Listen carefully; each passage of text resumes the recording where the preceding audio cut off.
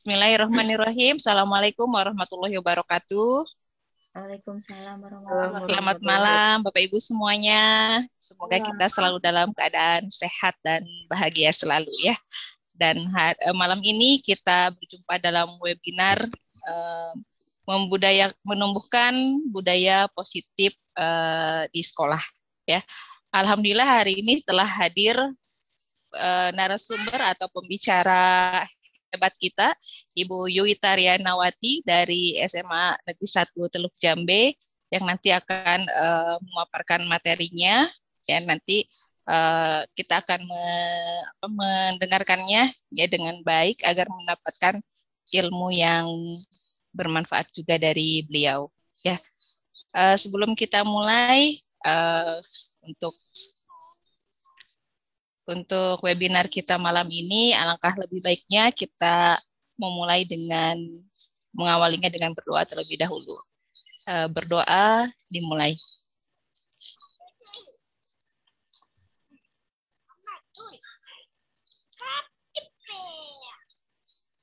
Ya, berdoa selesai. Ya, kita lanjut saja ya untuk acara berikutnya. Kita dengarkan pemaparan materi dari narasumber kita, Ibu Yuwita Rianawati. Kepada Ibu Yuwita, kami persilahkan.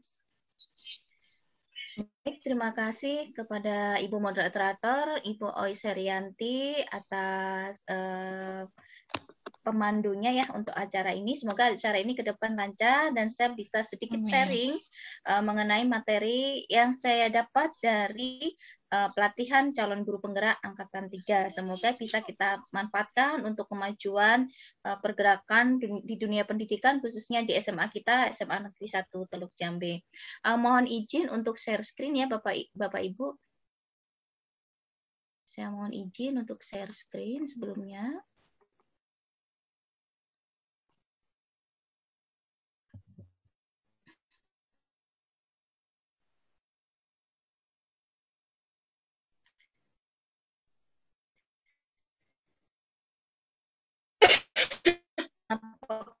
Sudah, Bu. Bu, sudah. Hari ini saya akan bagaimana cara kita menumbuhkan budaya di sekolah untuk menciptakan atau bertujuan supaya pendidikan pembelajaran kita nanti akan berpusat kepada murid. Nah, mungkin Bapak Ibu sudah mengenal ya saya karena kita rekan satu sekolahan. Oke, saya teruskan lagi. Mungkin di sini Bapak Ibu untuk mengetahuinya, saya adalah calon guru penggerak angkatan 3 untuk Kabupaten Karawang pada jenjang SMA. Nah, tujuan kegiatan webinar kali ini yang pertama yaitu saya ingin memberikan sharing sedikit bagaimana cara kita untuk memahami apa itu budaya positif. Jadi konsep budaya positif itu apa? Kemudian yang kedua adalah untuk memahami peran sebagai guru itu untuk membangun budaya positif itu bagaimana? Apa sebagai perannya itu seperti apa saja? Kemudian yang ketiga adalah cara membangun budaya positif di sekolah atau minimal di kelas dulu supaya pembelajaran nanti berpihak kepada murid. Seperti itu tujuan kegiatan hari ini ya, malam ini ya Bapak Ibu semuanya. Nah, sebelumnya saya pengen Bapak Ibu untuk ice breaking terlebih dahulu supaya nggak ngantuk nih, malam-malam kan biasanya ngantuk. Nah, Bapak Ibu semuanya coba Bapak Ibu lihat, ini ada 2 gambar ya. Ada gambar lah di sini, mungkin boleh satu aja dilihat sini. Apa yang Bapak Ibu lihat pertama kali? Boleh menjawab, silahkan. Macan, Bu. Macan, ini Bu siapa yang bilang macan? Vira. Bu Vira, oke. Terus siapa lagi? Bilang kera tadi. Tante. Bu Tanti, kerang gantung ya Bu ya? Oke. Iya, Kalau ranting Bu, ranting pohon. Ranting pohon. Kita lihat hewannya aja, yang hewan dulu. Oh, hewan. Cicak, oke. Ada lagi? Ada lagi? Apa ya itu ya? Gajah ya? Gajah. Oke. Baik. Penasaran ya Mbak Ibu ya? Kira-kira yang pertama kali dilihat apakah itu? Monkey. Kalau Bapak Ibu melihat gambar monkey atau monyet yang sedang bergelantung, maka yang pertama kali ya waktu lihat gambar ini, maka Bapak Ibu itu otak kanan yang bekerja, atau otak kanan Bapak Ibu itu lebih aktif daripada otak kiri. Maka Bapak Ibu itu lebih mengandalkan intuisi dibandingkan seperti itu. Jadi tadi siapa yang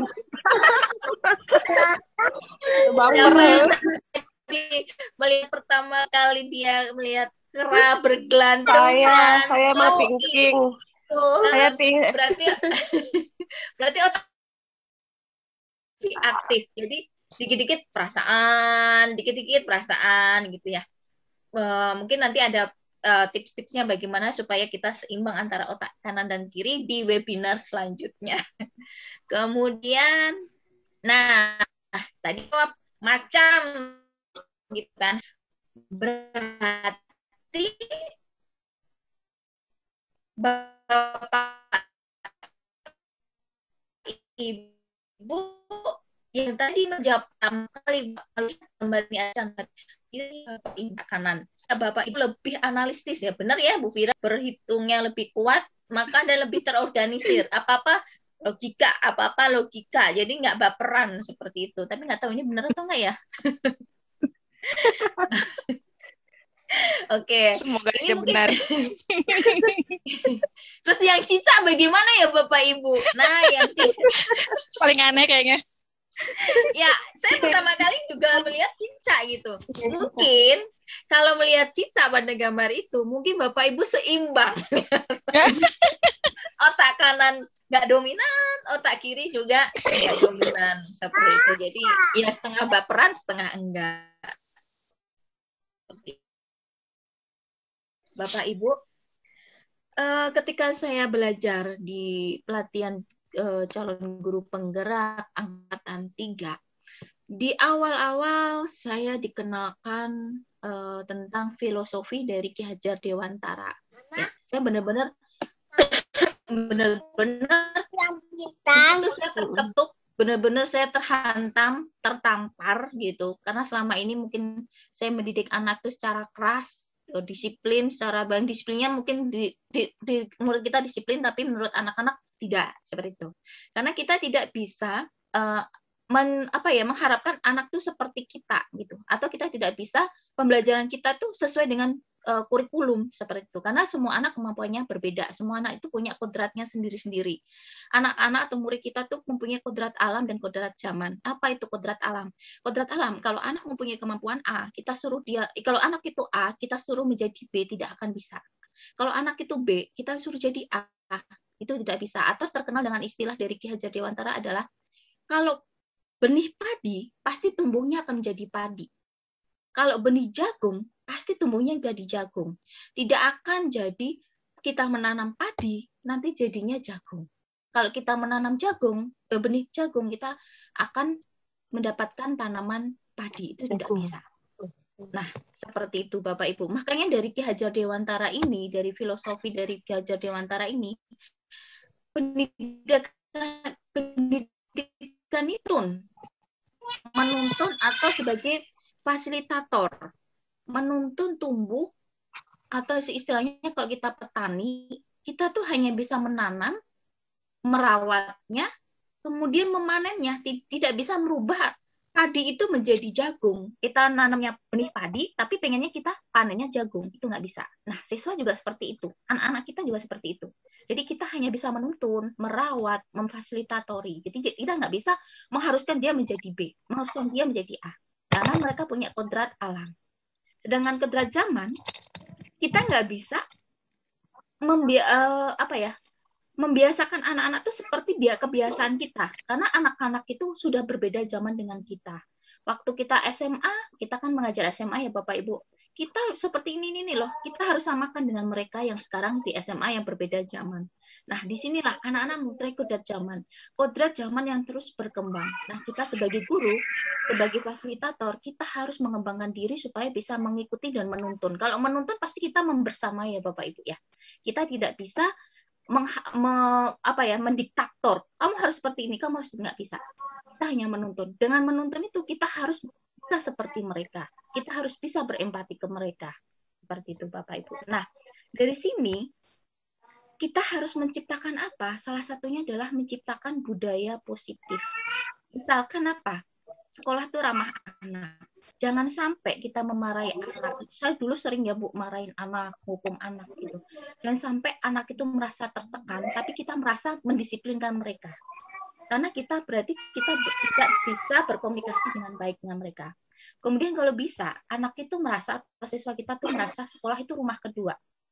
Kemudian kalau bisa, siswa kita tuh merasa bahwa sekolah itu menyenangkan, bukan menyeramkan. Nah, ini adalah filosofi dari Ki Hajar Dewantara. Nah, di sini filosofinya menuntun segala kekuatan kodrat yang ada pada anak-anak itu agar mereka menjadi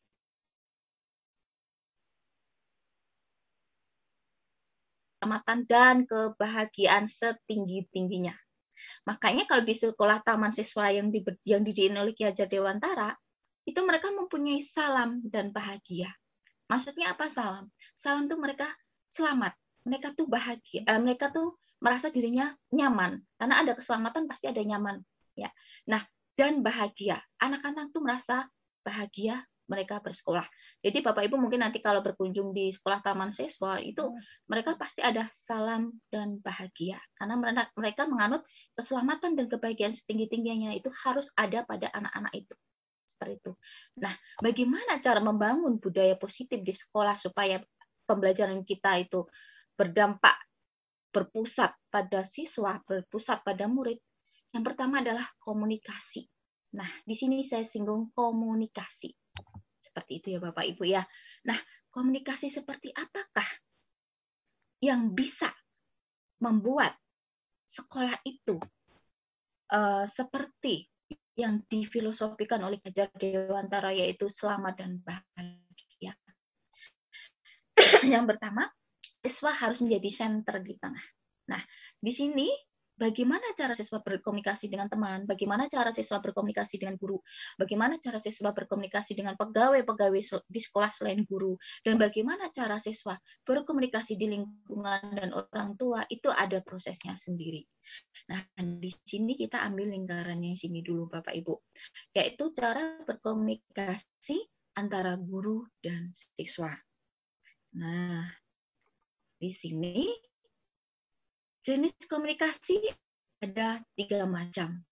Dan prosentasinya ada 10% kita sering gunakan. Kita sering ceramah, sering ngomong ke anak-anak, murid-murid kita, ke siswa, pasti lebih banyak ngomong, ya seperti itu.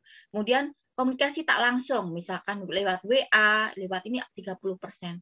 Kemudian komunikasi tak langsung misalkan melalui anak dengan anak lain. Kalau komunikasi visual yaitu dengan melalui video dan lain-lain, itu 10%.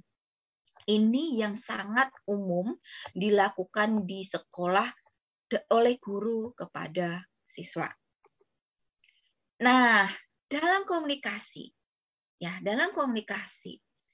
itu terdapat posisi kontrol kita sebagai guru.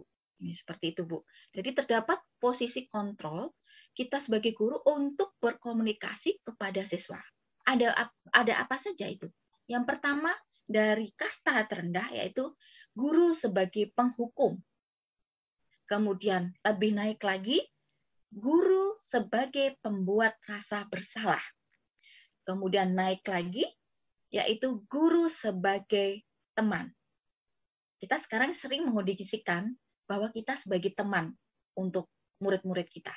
Itu masih berada di kasta yang tengah, Bapak Ibu. Kastanya ada 5. Kemudian naik lagi adalah kasta pemantau, yaitu guru akan memantau apa yang terjadi di anak. Kemudian yang paling bagus atau mungkin menurut filosofi Ki Hajar Dewantara, yang paling bisa membuat anak nyaman yaitu posisi kontrol guru sebagai manajer. Seperti itu Bapak Ibu. Nah, apa sebagai pemantau dan manajer? Nah, di sini dari nada ucapan saja sudah kelihatan Bapak Ibu. Jika kita sebagai penghukum, biasanya kita akan ke anak itu seperti ini.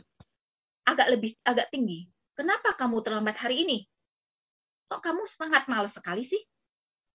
Seperti itu. Jadi anak-anak kalau bisa kamu lari dulu, baru kita masuk. Kalau setelah kamu lari, baru kamu boleh masuk ke kelas. Biasanya kita nadanya lebih tinggi. Nah, itu penghukum. Contoh nada posisi kontrol guru kepada siswa dalam posisi penghukum. Kalau merasa bersalah, kita membuat anak itu merasa bersalah. Misalkan, nah, ibu tuh udah di sekolah dari pagi loh, nak. Udah masuk dari pagi. Kok kamu bisa telat sih? Anak akan merasa bersalah. Iya ya, ketelat nggak enak banget ya. Nah, ada lagi posisi kontrol sebagai teman. Apa itu sebagai teman? Nah, sebagai teman misalkan ya Bapak Ibu, sebagai teman itu misalkan, kamu kenapa terlambat hari ini? Oh ya udah nggak apa-apa. Jadi banyak pemakluman karena teman. Maklumlah. Ya udah deh. Seperti itu. Kemudian sebagai pengontrol atau pemantau, guru biasanya mencatat. Kamu hari ini telat loh ya, ibu catat. Seperti itu. Nah, yang paling bagus adalah manajer. Misalkan, kamu hari ini telat. Iya nggak? Iya Bu, kenapa kamu telat? Seperti ini, Bu. Kamu merasa seperti apa? Kalau kamu telat, perasaanmu seperti apa? Jadi digali terus. Dia sebagai teman iya, sebagai atasan agak di atas juga iya. Digali terus penyebabnya, kemudian kenapa dia bisa telat, kemudian apa perasaannya jika dia terlambat. Kemudian yang paling penting, yang berbeda dengan yang lain, anak-anak digali supaya yang kamu nggak telat lagi, apa yang kamu lakukan. Nah, itu anak-anak harus berpikir sendiri. Seperti itu. Ini adalah posisi sebagai manajer. Seperti itu. Jadi perbedaan mereka itu dari nada suaranya, dari kata-katanya, dari nonverbalnya. Nah, Bapak Ibu Lihat. Nah, di sini ada tabelnya seperti ini ya. Ada tabel posisi kontrol menurut Goosen. Dia ahli manajemen pendidikan pada tahun 2004. Untuk guru penghukum biasanya tindakannya yang pertama adalah memarahi, mengkritik, menyakiti, melakukan tindakan keras seperti hukuman. Dulu saya sering ya hukum lari, hukum itu ternyata kalau di kasta guru itu guru yang paling bawah gitu, seperti itu. Kemudian untuk guru penghukum lagi, perkataan kalau kamu terlambat lagi, Bapak Ibu akan menghukum kamu ini. Nah, itu kata-katanya. Akibatnya apa di anak kita atau di murid kita? Murid tidak peduli lagi dengan guru. Sakit hati juga, kesel. Dan nggak peduli lagi dengan tugas-tugasnya di sekolah. Kemudian, pola perilakunya gimana murid kita? Akan sering berulang dan mesti melawan. Entah itu melawannya dengan cara yang lain, pasti ada bentuk perlawanan. Nah, motivasi dia jadi lebih baik, tapi dia motivasinya ekstrinsik dari luar. Kalau guru yang memberi hukuman itu nggak ada, ya balik lagi. Seperti itu. Itu guru penghukum. Nah, kalau guru pembuat rasa bersalah bagaimana? Pertama, mendiamkan. Kemudian menceramahi. Kemudian, mana kamu kayak gitu, membuat rasa bersalah. Biasanya kata-katanya gimana? Bapak Ibu kecewa lah sama kamu. Kalau orang tua tahu gimana coba? Kamu nggak kasihan sama orang tuamu. Seharusnya kamu tahu ya seperti itu. Anak-anak akan merasa bersalah. Nah di sini apa akibatnya? Murid akan merasa dianya, iya ya aku bodoh ya, iya ya aku nakal ya. Aduh gimana ya? Akan rendah diri akhirnya keluar perilakunya. Akan nggak percaya diri, akan cemas, khawatir salah terus, khawatir apapun yang dia lakukan, khawatir dia salah. Karena dia merasa bersalah terus. Karena kita sebagai guru selalu membuat dia bersalah. Seolah-olah dia bersalah. Nah, motivasi yang berkembang pada anak itu apa? Ekstrinsik. Kalau yang membuat dia merasa bersalah nggak ada, ya terulang lagi. Seperti itu. Kemudian yang ketiga, yang sering kita mengkondisikan ya, apalagi guru SMA, jenjang SMA, biasanya membuat permakluman. Kemudian kita ngomong, ya udah lakukan ya demi Bapak Ibu, besok jangan telat lagi ya. Demi gue nih, biasanya kalau teman kan gitu. Demi Bapak Ibu nih, jangan telat lagi ya. seperti itu. Nah, akibatnya apa? Murid merasa guru adalah teman yang bisa memaklumi semua kesalahan. Besok kalau aku telat lagi paling dimaklumi lah, seperti itu. Akhirnya apa? Perilakunya muridnya lemah, tergantung, cenderung menunggu. Karena kalau teman kan, teman biasanya tempat kita bergantung, tempat kita bersandar kan. Terus motivasinya seperti apa akhirnya? Akhirnya merasa bahwa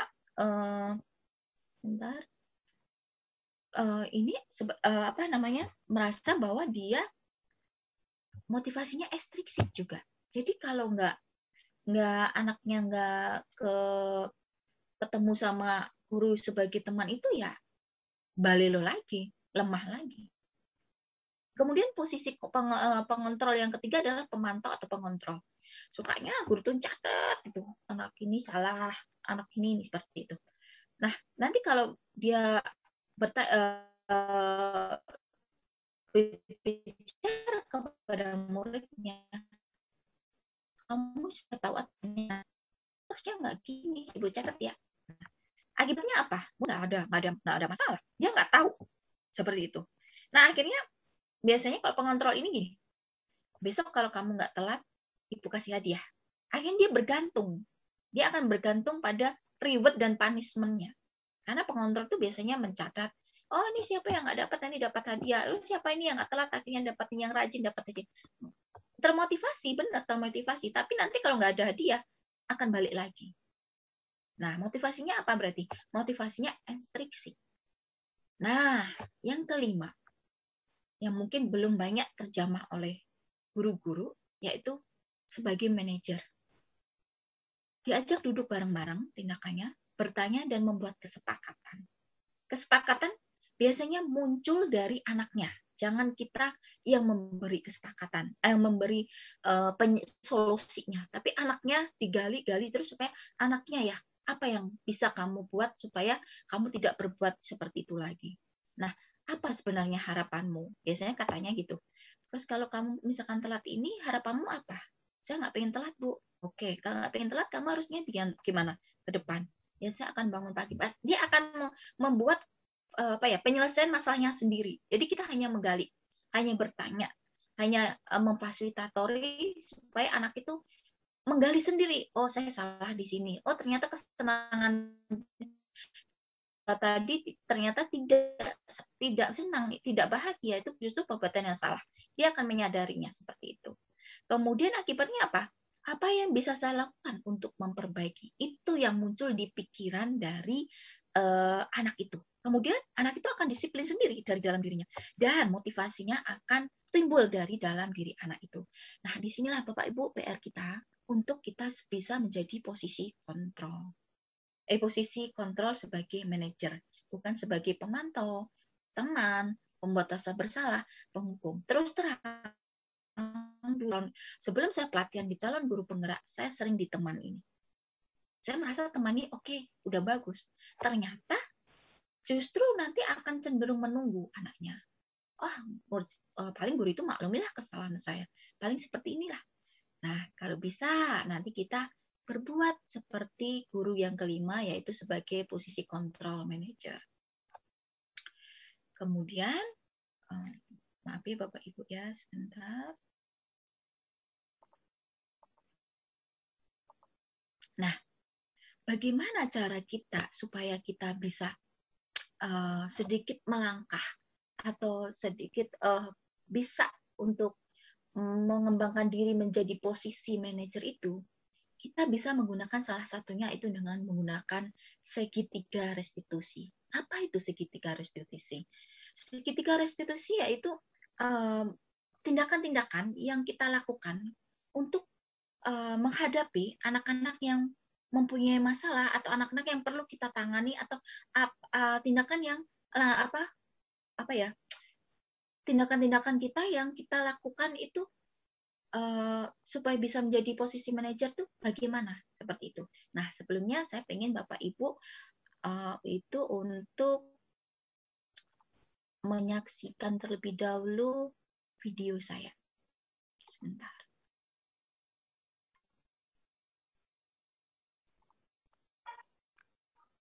Terdengar Bu suaranya? Terdengar, Bu. Apakah terdengar? Terdengar.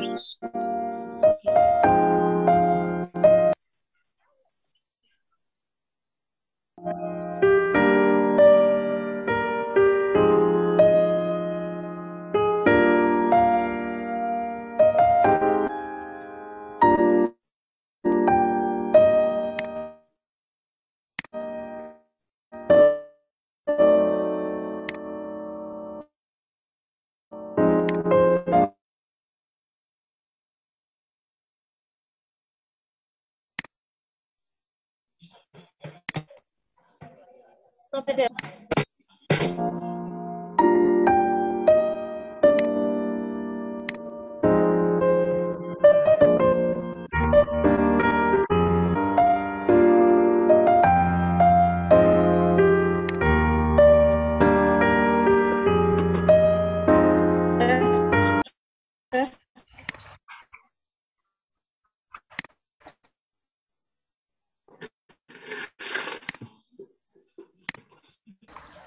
Andin,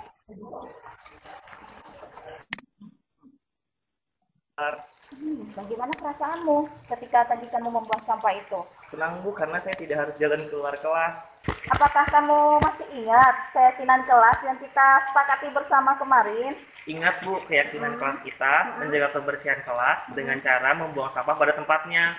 Nah, apakah tadi waktu tindakan dari Anggit salah atau betul? Salah Bu, perbuatan yang saya lakukan itu salah. Saya akan mengambil sampah tersebut lalu membuangnya ke tempat sampah. Baik, berarti perbedanya kamu akan membuang sampah di pada tempatnya.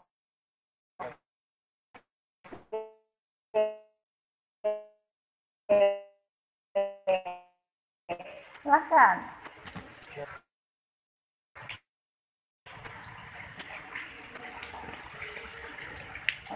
Maafkan saya Bu, saya tidak akan mengulanginya lagi.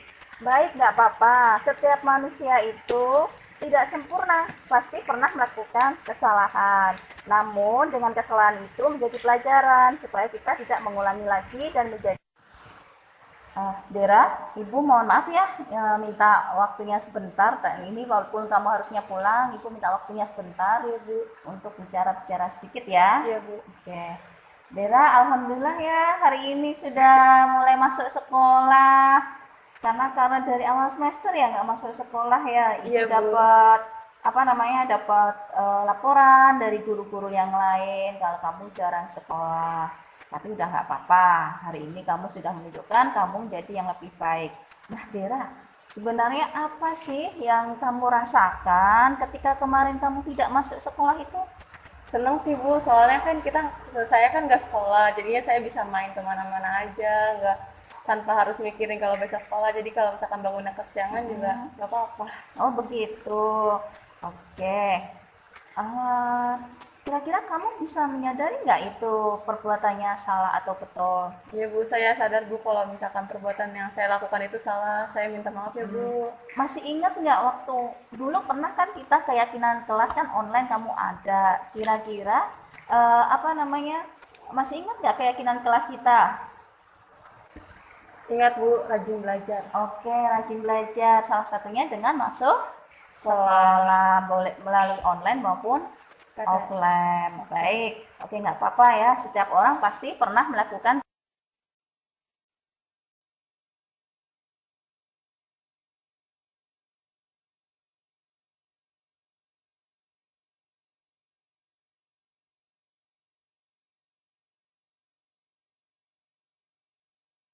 Baik Bapak Ibu, mungkin karena itu apa terdengar suara saya Bapak Ibu? Masih terdengar Bu. Hanya kayaknya tadi videonya kesendat ya.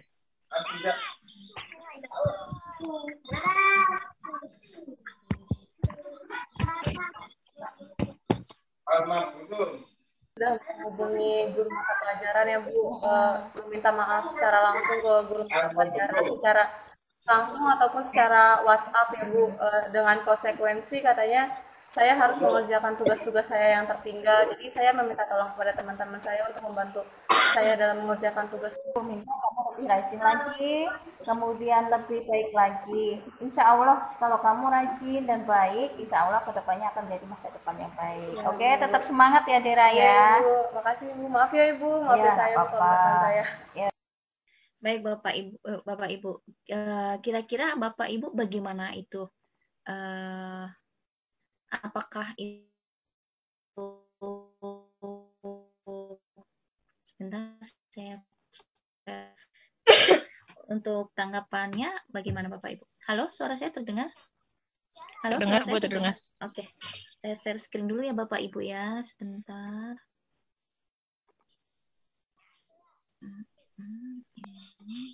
Saya matiin dulu karena kalau pakai, oke.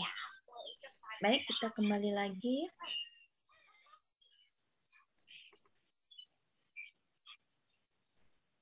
Nah, tadi di di video tadi itu adalah menampilkan segitiga tindakan dari segitiga restitusi Bapak Ibu. Jadi misalkan yang kasus pertama ada siswa membuang sampah sembarangan. Nah, di situ tindakan apa yang pertama kali dilakukan? Pertama kita kalau tadi dari video itu adalah tindakan validasi tindakan yang salah. Nah, di sini. Bagaimana caranya? Yaitu kita menanyakan kepada anak yang sudah melakukan kesalahan itu. Misalkan tadi kan membuang sampah gitu ya. Kenapa kamu membuang sampah di situ? Dari jendela ya, otomatis dia membuang sampahnya nggak kena ke sampah, nggak kena ke tong sampah, akhirnya sampahnya malah di luar gitu. Kita tanyain dulu gitu. Kenapa kamu membuang sampah dari jendela? Kenapa tidak langsung ke tempat sampahnya gitu? Nah, dari situ anak si Anggit itu akan ngomong, Bu, kalau dari dalam jendela ini lebih mudah gitu. Saya tinggal ngelempar aja. Nah, kita tanyain lagi, adakah misalkan apa yang kamu rasakan ketika kamu membuang sampah itu? Karena kita harus tahu feelingnya dia gitu. Dia merasa senang karena tidak perlu jalan jauh, tidak perlu keluar kelas, jadi bisa membuang sampah di situ seperti itu. Nah, itu alasan dia. Nah, di sini adalah tindakan pertama yaitu validasi tindakan yang salah. Kemudian dari situ kita menanyakan lagi ke langkah yang lainnya yaitu menanyakan keyakinan. Nah, di sini Bu, Bapak, Ibu semuanya menanyakan keyakinan. Apa sih keyakinan? Sebelum pembelajaran dimulai, saya sebaiknya itu dilakukan keyakinan kelas atau kesepakatan kelas ya Bu. Jadi dilakukan kesepakatan kelas di mana kesepakatan itu anak-anak membuat sendiri kesepakatannya.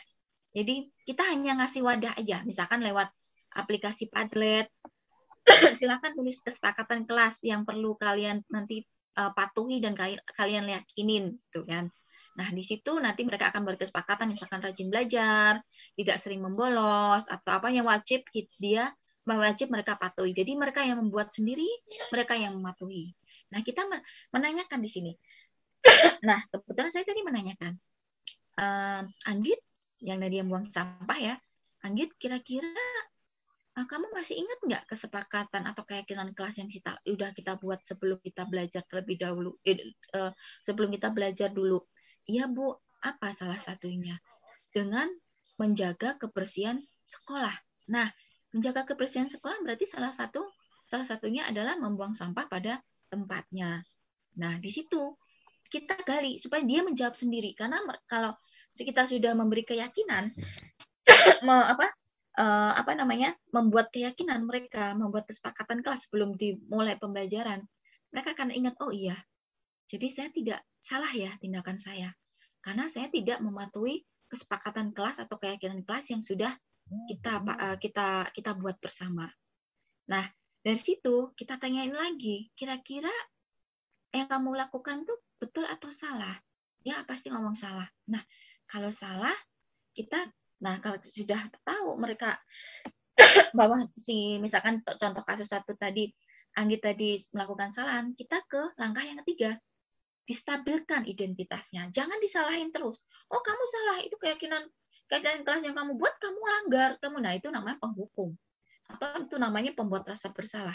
Nah, sebagai posisi manajer, kalau bisa jangan seperti itu. Kita balikan lagi. Oke, Anggit, nggak apa-apa. Kira-kira kalau kamu sudah tahu itu salah, apa yang perlu kamu lakukan untuk memperbaikinya? Dia akan ngomong, ya Bu, saya akan mengambil sampah itu dan saya akan membuang sampah itu di tempatnya. Nah, itu sudah dia timbul sendiri dari keyakinan, dia merasa tidak mematuhi, kemudian dia memberikan solusi. Nah, karena sudah terselesaikan masalahnya, dia sudah memberi solusinya dari dirinya sendiri, kita stabilkan identitas yang anak sudah melakukan kesalahan itu. Dengan apa? Dengan memberikan dia semangat. Misalkan, oke, nggak masalah. Karena setiap orang pasti pernah melakukan kesalahan, tapi nanti tidak diulangi lagi. Ya Bu, saya akan berjanji. Nah, kalau sudah ada berjanji di dalam dirinya sendiri, disitulah akan muncul motivasi intrinsik, bukan ekstrinsik.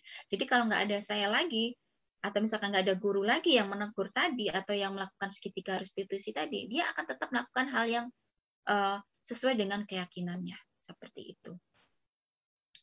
Baik, Bapak Ibu, dari sini mungkin cukup ya materi dari saya. Untuk sesi selanjutnya saya serahkan kepada moderator, mungkin ada tanya jawab atau yang lainnya. Terima kasih pada Ibu Yuita Rianawati yang sudah memaparkan materinya dengan hebat ya. Dari pemaparan tadi kita semakin lebih tahu ya peran guru itu seperti apa untuk membudayakan budaya yang positif di sekolah bagi siswa ya, terutama dalam hal menegur gitu ya, dalam hal membiasakan siswa mengetahui kesalahannya gitu ya. Dari sini kita banyak belajar nih ya dari Bu Yuita. Terima kasih Bu Yuita sudah memaparkan materi dan menambah wawasan kami sebagai para peserta juga di sini. Ya. Mungkin ada sesi tanya jawab atau bagaimana? Barangkali dari peserta ada yang mau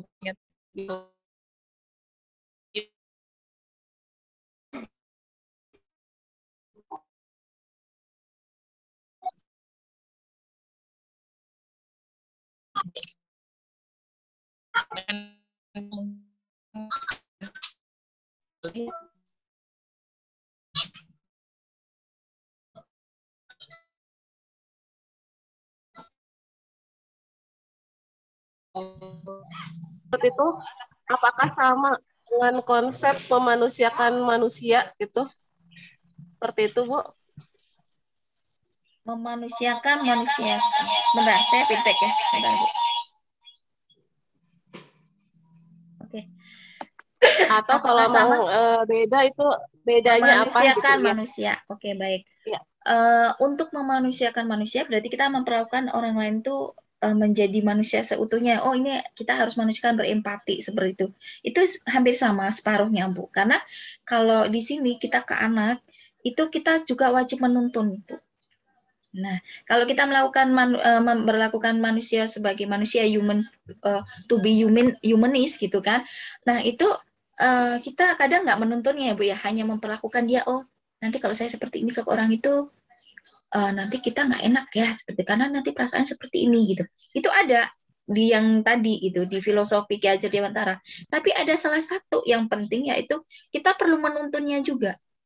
Karena anak ini adalah anak didik kita. Nah, anak didik kita dalam hal menghumanis atau memanusiakan dia itu sesuai dengan kodrat alam dan kodrat zamannya juga, Bu. Kodrat alamnya, soalnya gini, Bu. Kita nanam benih padi nih. Nah, kita nanti jadinya akan jadi padi. Otomatis kita harus merawat, harus menuntun ya. Kalau dalam manusia menuntun. Kalau petani, misalkan kita sebagai petani merawat, memupuk, menyiram atau lainnya.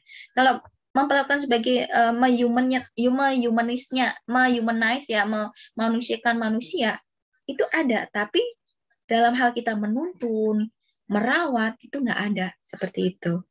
Boleh kita melakukan dalam segitiga restitusi, kita memanusiakan manusia, tapi di situ juga ada kita menuntun loh anak ini. Anak ini jangan sampai melenceng gitu. Seperti itu. Bukan hanya memperlakukan sebagai manusia aja, tapi kita menuntunnya juga, memfasilitasi juga. Kemudian kita juga merawat anak itu supaya dia ada motivasi dari dirinya sendiri. Kodrat alamnya itu muncul dari dia sendiri. Seperti itu. Hampir sama, tapi masih tantangannya atau tuntutannya lebih berat sebagai dalam hal kita sebagai guru untuk melakukan filosofi Ki Hajar Dewantara ini, Bu. Ya. Apalagi tantangan setelah masa pandemi ini ya Bu Yuita ya. Karakternya makin berat sekali. Ada learning loss ya Bu di situ. Secara online kita ada learning loss. Salah satunya adalah pendikar atau pendidikan karakter. Makanya setelah ada PTMT sekarang ini, pendikar sangat dikembangkan banget oleh GTK, oleh Kemdikbud. Banyak sekali instruktur pendikar yang dikerahkan oleh Kemdikbud untuk mengatasi learning loss di pendidikannya atau pendidikan karakter. Karena learning loss kita untuk waktu online ini yang paling banyak adalah pendidikan karakter. Seperti itu, Bu. Ya, terima kasih Bu Yuita. Sama. Ya, mungkin Bapak Ibu yang lainnya masih ada yang mau bertanya. Tadi bagus sekali ya pertanyaan dari Bu Tanti ya, dan sudah dijawab juga oleh Bu Yuita dengan baik ya, sehingga menambah lagi nih pengetahuan kita ya. Silakan Bapak Ibu, barangkali masih ada yang mau bertanya. Kalau tidak ada, saya mau tanya lagi boleh? Oh, silakan. Boleh. Satu lagi mungkin Bu Tanti ya. Nggak apa-apa Bu Yuita. Nggak apa-apa. Bu Yuita, ini mah cuma sharing aja ya, atau apa ya? Kan ini aja. Kan di masa pandemi ini untuk online gini, kan namanya peran guru itu terhadap pendidikan karakter anak kan sebenarnya paling nggak bisa dilepas lah ya sebenarnya tuh, gimana ya, untuk pendidikan karakter itu kan peran guru itu ketemu langsung gitu kan tidak bisa lepas ya, seperti itu. Menurut Bu Yuita gitu, apa ya yang paling efektif dilakukan gitu supaya kena gitu loh pendidikan karakter yang tadinya ketemu langsung terus tiba-tiba jadi online gitu. Pandemi kan susah tuh membentuk karakter anak yang jadi berkarakter yang baik seperti itu. Menurut pengalaman Bu Yuita itu kalau ada bisa di-sharingkan seperti itu. Terima kasih Bu, paling itu. Baik, terima kasih. Kalau praktik baik ya untuk emang ini banyak sekali yang dialami ya, makanya tadi saya bilang sebelumnya learning loss major di learning loss kita itu ada pendikar. Nah, sekarang banyak banget itu instruktur-instruktur yang menjadi kaki tangannya Kemdikbud untuk melakukan webinar atau melakukan pelatihan ke guru-guru supaya bisa mengejar learning loss yang terjadi. Nah, kalau praktik baik yang pernah saya lakukan untuk pendidikan karakter yang pertama ya Ibu mungkin yang sudah saya lakukan dulu, saya melakukan awalnya adalah melalui curhat board. Ya, jadi saya dengan menggunakan Padlet waktu itu saya bukan Padlet, Google Form. Pas itu Google Form yang ada 2 kali saya pas awal masuk saya pengen mengenal anak saya dulu gitu kan. Saya pengen mengenal wali kelas saya gitu. Jadi saya menggunakan Google Form, di situ curahkan apa yang menjadi permasalahanmu sekarang. Otomatis yang tahu itu adalah saya. Nah, di situ anak-anak banyak banget, terus curahkan apa yang jadi permasalahanmu sekarang, apa yang jadi kegunaanmu sekarang. Ada yang satunya, dan saya tahu di situ ternyata latar belakang mereka berbanyak banget. Hari ini saya sedih sekali Bu karena orang tua saya di PHK. Itu ada. Kemudian hari ini saya sangat sedih sekali karena banyak banget saya harus bekerja, saya harus ini. Terus saya nggak suka Bu pendidikan online kayak gini. Awal-awal kan anak-anak online nggak suka ya. Karena Ya, bahkan betul. ada yang bilang nggak ketemu pacarnya, nggak temuin. Nah, dari situ kemudian saya ngobrol sama mereka. Oh, ternyata si A ini dia seperti ini, si B ini seperti ini dari karakter awal ya. Kita jadi memetakan karakteristik anak ini. Kemudian yang kedua, saya memberikan apa namanya kayak survei. Kebetulan saya dapat dari teman saya, dia narasumber di UPI ya, orang UPI, survei tentang gaya belajar mereka. Karena saya perlu banget di situ dia audio apa visual atau kinestetik. Nah, di situ saya pengen tahu ternyata anak-anak tuh banyaknya kinestetik. Sangat susah sekali kalau anak-anak kinestetik dia harus online. Ya nggak Bapak Ibu? Ya nggak? Nah, kemudian yang nomor 2 adalah visual. Yang nomor 3 baru audio. Kinestetik. Padahal anak banyak gerak, tapi harus suruh mantengin komputer. Salah satunya apa? Kemudian saya konsultasi dengan teman-teman saya, sharing. Salah satunya kita gunakan game. Nah, game online, game ya kayak kemarin yang kembangkan word wall dan lain-lain. Itu anak-anak kan bergerak, tapi mereka belajar. Nah, itu dari karakter mereka. Kemudian pembiasaan saya selalu di grup anak, di grup WA anak, cantumkan di link deskripsinya itu adalah absensi. Absensi. Jadi setiap pagi anak-anak absen. Ada di link itu. Nanti kalau ketahuan ada yang telat, saya tanyain kamu kenapa telat, kamu ini apa. Dulu saya masih sebagai teman, posisi saya. Ada pemakluman. Nah, sekarang saya berusaha untuk memposisikan saya sebagai manajer. Seperti itu. Bertanya nanti ke depannya seperti apa, dan bahkan orang tuanya juga saya kasih tahu. Karena saya dari dulu punya grup orang tua. Seperti itu. Karena orang tua juga menuntut saya untuk memberikan rekap absensi tiap bulan. Kalau enggak, diminta sama mereka. Seperti itu. Jadi mereka tetap absensi walaupun ada MySchool, karena Google Form link absensi saya ada di deskripsinya WA, mereka setiap jam 7. Kalau lebih dari jam 7 berarti ada tanda merah di saya. Pasti anak-anak tahu. Itu untuk disiplin mereka. Seperti itu. Ya.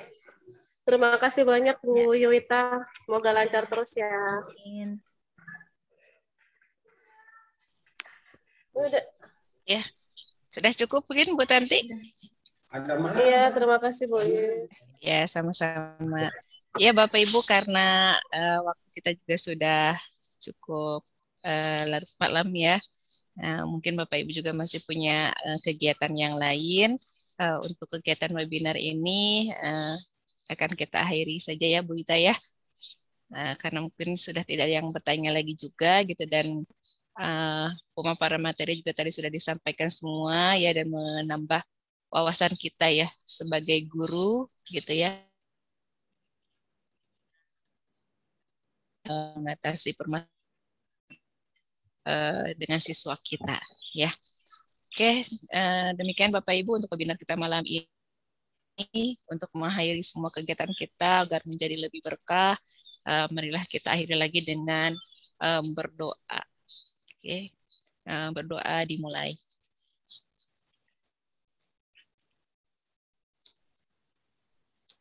Amin. Ya, alhamdulillah Bapak Ibu ya, rangkaian kegiatan webinar kita malam ini sudah selesai. Terima kasih kepada Ibu Yuwita Rianawati sebagai narasumber kita yang sudah memaparkan materi dengan hebatnya ya. Kemudian para peserta kita yang sudah hadir ya, mungkin dalam kondisi yang kurang sehat pun sudah menyempatkan hadir. Terima kasih untuk semuanya, dan kita semoga ada kesempatan lagi untuk bisa bertemu dan sharing ilmu yang lebih bermanfaat lagi. Saya selaku moderator mengucapkan wassalamualaikum warahmatullahi wabarakatuh. Waalaikumsalam warahmatullahi wabarakatuh. Terima kasih semuanya ya Bu, Bapak Ibu ya. Sama-sama. Terima kasih Bu ilmunya.